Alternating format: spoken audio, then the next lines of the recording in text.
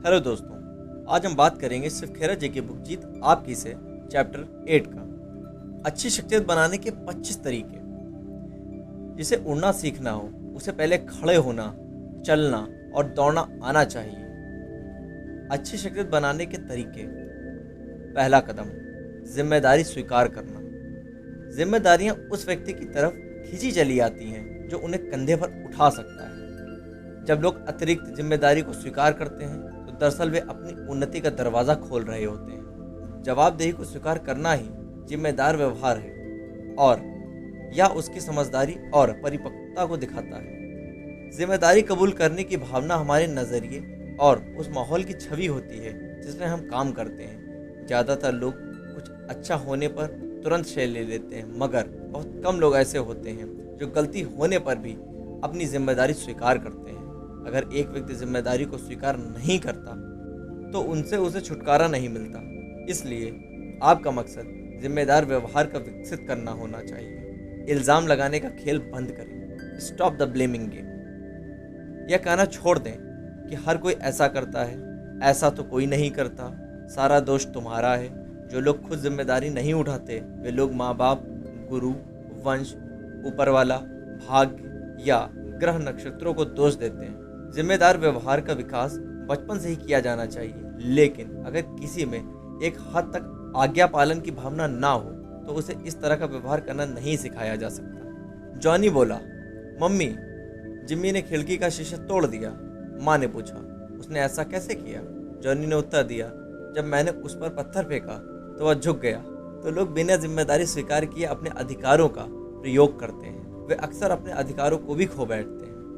जिम्मेदारी के दायरे में सोच विचार कर काम करना भी शामिल है। जिम्मेदारियों से मुंह मोड़ना छोटेपन का नतीजा है। जरा सोच कर देखिए, तंग दिमाग वाले लोग जरूरी कामों को करने के बजाय जिम्मेदारियां औरों के कंधों पर टालने की कोशिश में लगे रहते हैं। सामाजिक जिम्मेदारी। पुरानी भारतीय मान्यता हमें यह सिखाती है कि हमारी पहली जिम्मेदारी समाज के प्रति है, दूसरी परिवार के प्रति है, तीसरी खुद के प्रति है। उस समाज का पतन होने लगता है जिसमें इसका क्रम उल्टा होता है। सामाजिक जिम्मेदारी हर नागरिक की नैतिक जिम्मेदारी भी होनी चाहिए। जिम्मेदारी और आज़ादी हाथ में हाथ डालकर चलती है। एक अच्छे नागरिक की यह पहचान है कि वह अपना बोझ खुद उठाने को तैयार रहे। महानता की कीमत जिम्मेदारी है। विंस्टन चर्चिल कहा करते थे, समाजों की बर्बादी चोर उचक्कों के करतूतों से उतनी नहीं होती जितनी कि अच्छे लोगों की निकम्मेपन से होती है। कैसा विरोधाभास है! अगर अच्छे लोग निकम्मे बनकर बर्बादी सहते हैं तो वे अच्छे कैसे हो सकते हैं? सवाल यह है कि क्या वे अपनी सामाजिक जिम्मेदारियां निभा रहे हैं? बुराई के जड़ जमाने के लिए इतना काफ़ी है कि अच्छे लोग कुछ ना करें और बुराई जड़ पकड़ लेगी। दूसरा कदम, औरों की परवाह। एक दिन एक 10 साल का बच्चा एक आइसक्रीम की दुकान पर गया और टेबल पर बैठकर एक महिला वेटर से पूछा, एक कोन आइसक्रीम कितने की है? उसने कहा, 75 सेंट की। बच्चा हाथ में पकड़े सिक्के को गिनने लगा। फिर उसने पूछा कि छोटी कप वाली आइसक्रीम कितने की है? वेटर ने बेसब्री से कहा, 65 सेंट की। लड़का बोला, मुझे छोटा कप ही दे दो। लड़का अपना आइसक्रीम खाया, पैसे दिए और चला गया। जब वेटर खाली प्लेट उठाने के लिए आई तो उसने जो देखा वह बात उसके मन को छू गई। वहाँ 10 सेंट टिप में रखे हुए थे। उस छोटे बच्चे ने उस वेटर का ख्याल किया। उसने संवेदनशीलता दिखाई थी। उसने खुद से पहले दूसरों के बारे में सोचा। अगर हम सब एक दूसरे के लिए उस बच्चे की तरह सोचें तो यह दुनिया कितनी हसीन हो जाएगी। दूसरों का ख्याल करें और नम्रता व शिष्टता दिखाएं। दूसरों का ख्याल रखना यह दिखाता है कि हम उनकी परवाह करते हैं। तीसरा कदम, सबकी जीत के बारे में सोचें। एक आदमी के मरने के बाद सेंट पीटर ने उससे पूछा कि तुम स्वर्ग जाना चाहोगे या नर्क? उस आदमी ने पूछा कि फैसला करने से पहले क्या मैं दोनों जगह देख सकता हूँ? सेंट पीटर पहले उसे नर्क ले गए। वहाँ उसने एक बहुत बड़ा हॉल देखा जिसमें एक बड़ी मेज पर तरह तरह के खानों की चीज़ें रखी हुई थी। उसने पीले और उदास चेहरे वाले लोगों की कतारें भी देखी। वे बहुत भूखे जान पड़ रहे थे और वहाँ कोई हंसी खुशी नहीं दिख रही थी।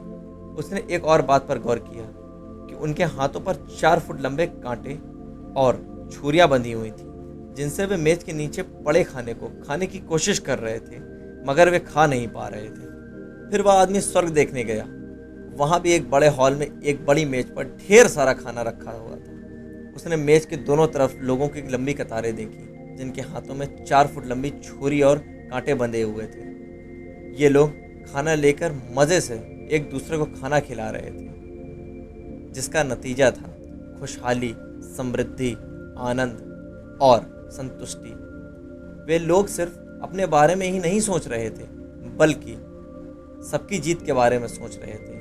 यही बात हमारे जीवन पर भी लागू होती है। जब हम अपने ग्राहकों, अपने परिवार, अपने मालिक और कर्मचारियों की सेवा करते हैं तो हमें जीत खुद ब खुद मिल जाती है। चौथा कदम, अपने शब्दों को सावधानी से चुनो। जो मन आए वही बोलने से आदमी को बाद में वही सुनना पड़ता है जो उसे पसंद नहीं होता। व्यवहार में चतुर बने।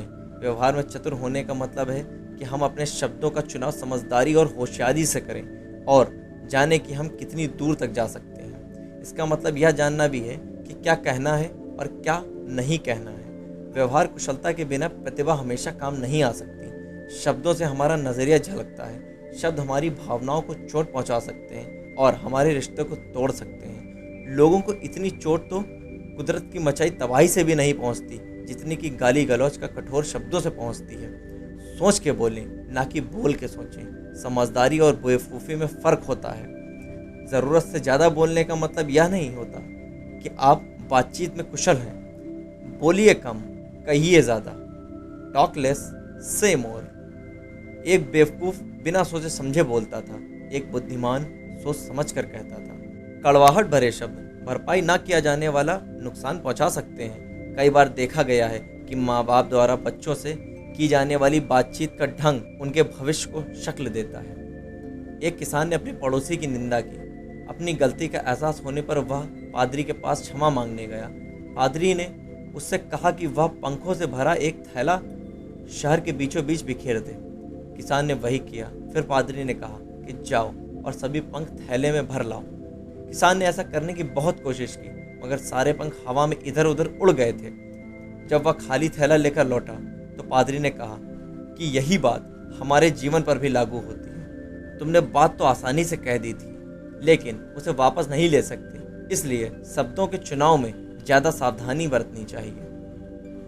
पांचवा कदम, आलोचना और शिकायत ना करें। जब मैं आलोचना की बात करता हूँ तो मेरा मतलब नकारात्मक आलोचना से है। हम आलोचना क्यों ना करें? जब किसी की बुराई की जाती है तो उसका रवैया खुद को बचाने का हो जाता है। एक आलोचक एक ड्राइवर को पागल बना देने वाले बैक सीट ड्राइवर की तरह होता है। क्या इसका मतलब है कि हम कभी आलोचना नहीं करनी चाहिए, या हम सही आलोचना कर सकते हैं? सही आलोचना, रचनात्मक आलोचना कैसे दी जा सकती है? नीचे दिखाने के लिए नहीं, बल्कि मदद करने के इरादे से आलोचना कीजिए। आलोचना करते समय हल पेश करना भी ज़रूरी है। व्यवहार की आलोचना करें, ना कि व्यक्ति की, क्योंकि जब हम व्यक्ति की आलोचना करते हैं तो उसके स्वाभिमान को ठेस पहुंचती है। सहायता करने की इच्छा होने पर ही आलोचना करने का हक मिलता है। अगर आलोचना करने में आलोचक को आनंद मिल रहा है तो उसे आलोचना करने का हक है, लेकिन उसे आलोचना करने में मज़ा आने लगे तो आलोचना रोक देनी चाहिए। दूसरों को प्रेरित करने वाली आलोचना के बारे में सुझाव। कोच बने। सहायता करने की भावना से आलोचना करें। कोच अपने खिलाड़ियों की आलोचना उनके खेल को सुधारने के लिए करता है। अगर हम किसी को समझते हैं और उसकी परवाह करते हैं तो उससे संबंधित व्यक्ति को प्रेरणा मिलती है। हमारा नज़रिया सुधारने वाला होना चाहिए, ना कि सज़ा देने वाला। तुम हमेशा या तुम कभी नहीं जैसे शब्दों का इस्तेमाल करने के बजाय आलोचना सीधे शब्दों में करें। घुमा फिरा कर बात करना तकलीफ देता है। पहले असलियत को जानें। बिना सोचे समझे हमें अपनी राय रखने का हक तो है, लेकिन गलत तथ्यों के आधार पर राय बनाने का हक नहीं है। आलोचना करने में जल्दबाजी ना दिखाएं, शांत और दृढ़ रहें। आलोचना समझाने के लिए करें, ना कि डराने धमकाने के लिए। तीखा स्वभाव ना अपनाएं, क्योंकि यह नाराज़गी का निर्माण करता है। आलोचना सही तरीके से की जाए तो इसे बार बार दोहराने की ज़रूरत कम ही पड़ती है। आलोचना हमेशा अकेले में करें, सबके सामने नहीं। ऐसा क्यों? क्योंकि ऐसा करने से मित्रता की भावना बनी रहती है, जबकि दूसरों के सामने आलोचना करना अपमानजनक लग सकता है। दूसरे इंसान को अपनी सफाई पेश करने का मौका दें, उसे गलतियां सुधारने का फ़ायदा बताएं और गलतियां ना सुधारने के नुकसान भी बताएं। किसी को उसके दोष बताने के बजाय सुधारने वाले सुझाव देने के लिए कहें। काम पर उंगली उठाएं, इरादे पर नहीं। अगर इरादे पर ही संदेह हो तो संबंध तोड़ देना ही बेहतर होगा। काम की आलोचना करें, न कि काम करने वाले की। आलोचना करते समय निजी नाराज़गी जाहिर ना करें। आलोचना दायरे में ही सीमित रखें, इसे ज़रूरत से ज़्यादा ना करें। आलोचना दवा देने की तरह है। दवा सही मात्रा में देना या लेना ही ठीक है। ज़्यादा देने से नुकसान होगा और काम का असर नहीं होगा। उसी तरह आलोचना भी दायरे में ही होनी चाहिए, सही ढंग से की जानी चाहिए। यह बहुत फ़ायदेमंद हो सकती है। आलोचना करने पर अगर कोई अपनी गलती सुधार लेता है और सही कदम उठाता है तो उसे शाबाशी दें। अपनी बात सकारात्मक रुख और प्रशंसा के साथ खत्म करें। आलोचना स्वीकार करना। हो सकता है कि हमारी आलोचना कभी सही और कभी गलत ढंग से की जाती हो। दुनिया में महान लोगों की भी आलोचना हुई है। सही आलोचना फ़ायदेमंद हो सकती है और इसे एक अच्छी सलाह के रूप में कबूल करना चाहिए। नाजायज़ आलोचना असल में छिपी हुई तारीफ है। आम लोग जीतने वाले को पसंद नहीं करते। लोग जब सफल नहीं होते और उनके पास बातचीत करने के लिए कोई मुद्दा नहीं होता तो वे सफल लोगों को निशाना बनाते हैं। आलोचना से हमेशा बचे रहने का केवल एक ही तरीका है कि हम ना तो कुछ करें, ना ही कहें और ना ही अपने पास कुछ रखें। लेकिन इस तरह हम आखिर में एक नाकारा इंसान बन जाएंगे। गलत आलोचना इन दो वजहों से की जा सकती है, अज्ञानता और जलन। अज्ञानता, जब आलोचना अज्ञानता की वजह से की जाती है तो सही जानकारी देकर उसे आसानी से सुधारा या बंद कराया जा सकता है। जलन, जब आलोचना जलन की वजह से होती है तो इसे छिपी हुई तारीफ के रूप में स्वीकार करें। हमारी गलत आलोचना इसलिए हो रही है क्योंकि आलोचक हमारी जगह खुद को देखना चाहता है, लेकिन वहाँ ना हो सकने की वजह से वह तारीफ की जगह अपनी आलोचना करता है। जिस पेड़ पर सबसे ज़्यादा फल लगते हैं उसी पर सबसे ज़्यादा पत्थर मारे जाते हैं। एक और तरह के लोग भी होते हैं। इस वर्ग के लोग दूसरों की मदद करने के लिए तब तक तैयार रहते हैं जब तक कि वे खुद अपनी मदद करने लायक नहीं बन जाते। पर जैसे ही दूसरे लोग अपनी मदद खुद करने लायक बन जाते हैं, उनके पहले के मददगार ही उनकी ज़िंदगी को तकलीफ दे और मुश्किल बनाने की हर मुमकिन कोशिश करते हैं। ज़िंदगी में ऐसा होता ही है, पर कामयाबी हासिल करने के लिए हमें इन हालातों के बावजूद आगे बढ़ना होगा। मददगार से दुश्मन बन जाने वाले लोगों के व्यवहार में बदलाव की वजह जलन होती है। रचनात्मक आलोचना को स्वीकार करने की काबिलियत ना होना कमज़ोर स्वाभिमान की निशानी है। आलोचना को स्वीकार करने के लिए कुछ सुझाव। इसको सही ढंग से लें। इसे दरिया दिली के साथ स्वीकार करें, ना कि मनमुटाव के साथ। इसको खुले दिमाग से आंकें। अगर वह सही लगती हो तो उसे कबूल करें, उसे सीखें और उस पर अमल करें। बचाव की कोशिश मत करें। रचनात्मक आलोचना को तत्काल खुले मन से स्वीकार करें। क्यों? इसलिए कि ऐसा करके हम अपने आलोचकों का मुंह बंद कर देंगे। यदि हम ऐसा नहीं करेंगे तो वह झुझला जाएगा और आइंदा हमारी रचनात्मक आलोचना नहीं करेगा। अगर हम इस तरीके को एक चाल के रूप में अपनाते हैं तो हमें उसका फ़ायदा केवल एक बार मिलेगा और ईमानदारी से अपनाने पर उसका लाभ बार बार मिलेगा। उस इंसान के शुक्रगुजार हों जो हमारी रचनात्मक आलोचना करता है, क्योंकि वह हमारी भलाई और हमारी सहायता करता है। ऊंचे स्वाभिमान वाला व्यक्ति सकारात्मक आलोचना को स्वीकार करके बेहतर बनता है, ना कि खराब। ज़्यादातर लोगों के साथ समस्या यह है कि वे सही आलोचना स्वीकार करने के बजाय झूठी तारीफ सुनकर बर्बाद होना पसंद करते हैं। कुछ लोगों को शिकायतें करने की बीमारी होती है। अगर गरीबी है तो बहुत गरीब है, अगर ठंड है तो बहुत ठंड है, उनके लिए हर दिन खराब है। जब सब कुछ ठीक ठाक हो तो वे शिकायत करते हैं। शिकायतें करना अच्छा क्यों नहीं है? 50% लोगों को इससे कोई मतलब नहीं होता कि हमको क्या समस्या है, और 50% लोग इसलिए खुश होते हैं कि हमको क्या समस्या है। फिर शिकायत करने से क्या फ़ायदा है? इससे कोई नतीजा नहीं निकलता। यह शख्सियत का हिस्सा बन जाती है। क्या इसका यह मतलब हुआ कि हमें कभी शिकायत नहीं करनी चाहिए या दूसरों को शिकायत करने का मौका नहीं देना चाहिए? हरगिज़ नहीं।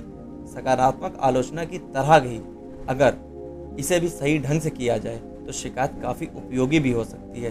रचनात्मक ढंग से की गई शिकायत यह दिखती है कि शिकायत करने वाला परवाह करता है, जिससे शिकायत होती है उसे सुधार का दूसरा मौका मिलता है। छठा कदम, मुस्कुराएं और दयालु बने। मुस्कान की कोई कीमत नहीं होती, मगर यह बहुत कुछ रचती है। यह पाने वाले को खुशहाल करती है, देने वाले का कुछ घटता नहीं। यह क्षणिक होती है, लेकिन यह यादों में सदा के लिए रह जाती है। कोई इतना अमीर नहीं है कि इसके बगैर काम चला ले, और कोई इतना गरीब नहीं है कि इसके फ़ायदों को पा ना सके। यह घर में खुशहाली लाती है, व्यापार में समृद्धि लाती है, और यह दोस्तों की पहचान है। यह थके हुओं के लिए आराम है, निराश लोगों के लिए रोशनी, उदास के लिए सुनहरी धूप, और हर मुश्किल के लिए कुदरत की सबसे अच्छी दवा। तब भी ना तो यह भीख में, न खरीदने से, न उधार मांगने से, और न चुराने से मिलती है, क्योंकि यह एक ऐसी चीज़ है जो तब तक किसी काम की नहीं जब तक आप इसे किसी को दे ना दें। खुश मिजाजी अच्छाई से पैदा होती है। मुस्कान बनावटी भी हो सकती है और सच्ची भी। मुद्दे की बात यह है कि मुस्कान असली हो।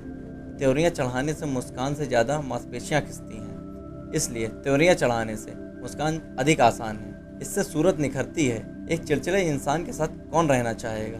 कोई नहीं, सिवाय उससे भी बड़े चिड़चिड़े के। हम मुस्कुराते हैं तो दूसरे लोग भी मुस्कुराते हैं। इससे हमारा चेहरा बिना कुछ खर्च किए खिल जाता है। हंसते हुए नूरानी चेहरे को हमेशा पसंद किया जाता है। सातवां कदम, दूसरे के व्यवहार का सही अर्थ निकालें। पूरी जानकारी नहीं होने की वजह से लोग आदतन दूसरे द्वारा किए गए या नहीं किए गए काम का गलत अर्थ लगाने लगते हैं। कुछ लोग एक भ्रम के शिकार हैं। वे समझते हैं कि दुनिया उनके खिलाफ है और पीछे पड़ी हुई है, मगर ऐसा नहीं है। सोच सकारात्मक होने से हमें शख्सियत को आकर्षक बनाने का अच्छा मौका मिलता है, जिसमें हमारे रिश्ते बेहतर बनते हैं। मिसाल के तौर पर ऐसा कितनी बार होता है कि हम फ़ोन करते हैं, लेकिन दूसरी तरफ से 2 दिन तक कोई जवाब नहीं आता। जब पहली बात हमारे मन में यह आती है कि उन्होंने जवाब देने की जहमत नहीं उठाई, या उन्होंने मेरी परवाह नहीं की, यह नकारात्मक सोच है। हो सकता है उन्होंने कोशिश की हो मगर हमारा नंबर ना मिला हो, उन्होंने कोई संदेश छोड़ा हो जो हमें ना मिला हो, उन्हें कोई मुश्किल आ गई हो, उन्हें हमारा संदेश मिला ही ना हो, और भी बहुत कारण हो सकते हैं। बेहतर है कि हम दूसरे व्यक्ति को संदेह के लाभ दे दें और यही सोचें उसकी गलती नहीं थी, और अपना काम सही तरीके से जारी रखें।